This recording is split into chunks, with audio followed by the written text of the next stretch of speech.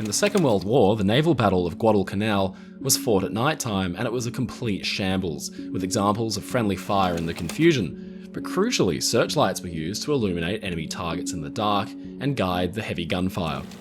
The Japanese destroyer Akatsuki and the battleship Hiei used their massive carbon arc lights to illuminate the American cruiser Atlanta at almost point-blank range, but it had an unintended effect. The light revealed the Japanese ship's positions, and Akatsuki found herself marked out as an easy target.